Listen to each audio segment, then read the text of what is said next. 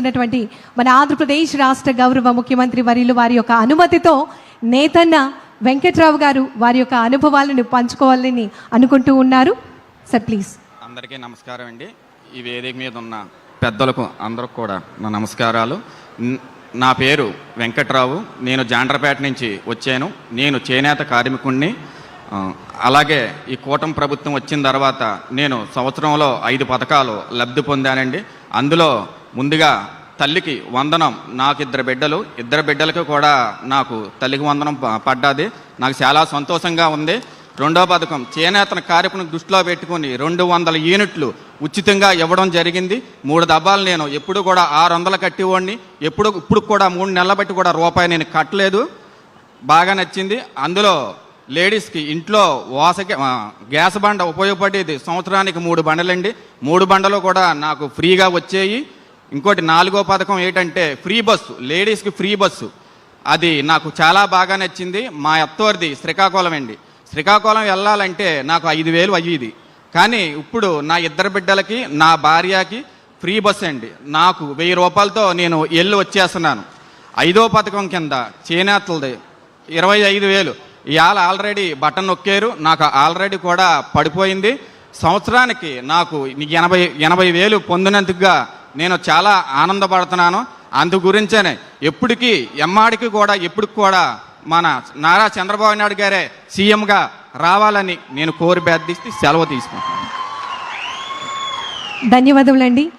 నేతన్న సోదరులు వారు పంచుకున్నటువంటి ఆ అనుభవాలను నిజంగా మనందరికీ కూడా ఎంతో స్ఫూర్తిని కలిగిస్తూ ఉన్నాయి.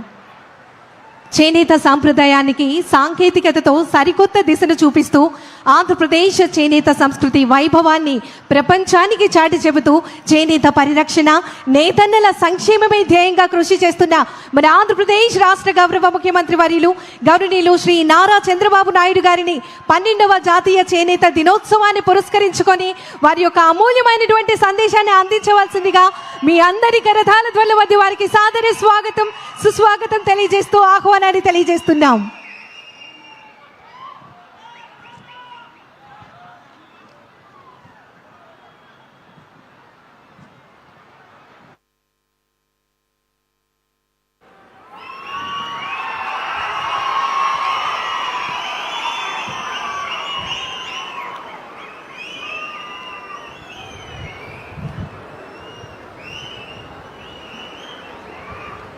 స్థానిక శాసనసభ్యులు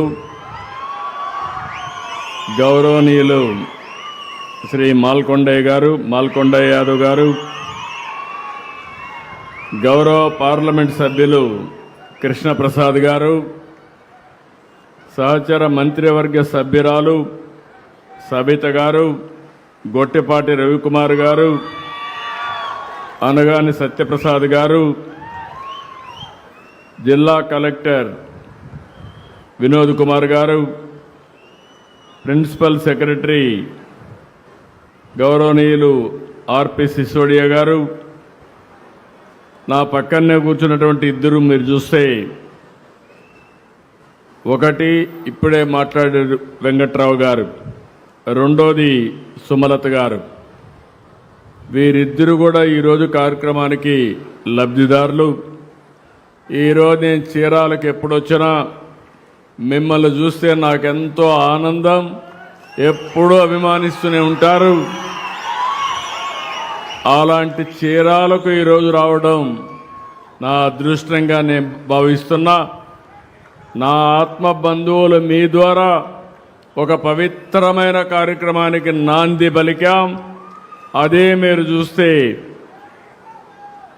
చేనేత సేవలో ఎలిజిబిలిటీ ఉండే ప్రతి ఒక్క వ్యక్తికి 25,000 రూపాయలు ఇచ్చే కార్యక్రమానికి ఇక్కడికి రావడం నా అదృష్టంగా భావిస్తున్నానని చెప్పి మీకు తెలియజేస్తున్నా. స్వదేశ ఉద్యమ స్ఫూర్తిని గుర్తు చేసుకునేలా ఆగస్టు 7వ తారీఖున మనం జాతీయ చేనేత దినోత్సవాన్ని జరుపుకుంటున్నాం. ఇది మరుపురాని రోజుగా ఉండాలనే ఉద్దేశంతోనే నేతన్న సేవలో కార్యక్రమాన్ని ప్రారంభించాం. దీనివల్ల మీరు ఒకసారి చూస్తే 71,636 కుటుంబాలకు లాభం కలుగుతుంది. 25,000 రూపాయలు చొప్పునిస్తున్నాం. 179 కోట్ల రూపాయలు ఈ కార్యక్రమం కింద మీకు అందించే పరిస్థితికి వచ్చాం. నేను ఎన్నికల్లో ఒక హామీ ఇచ్చాను. ఆ రోజు నేను చెప్పింది సమిక్షేమం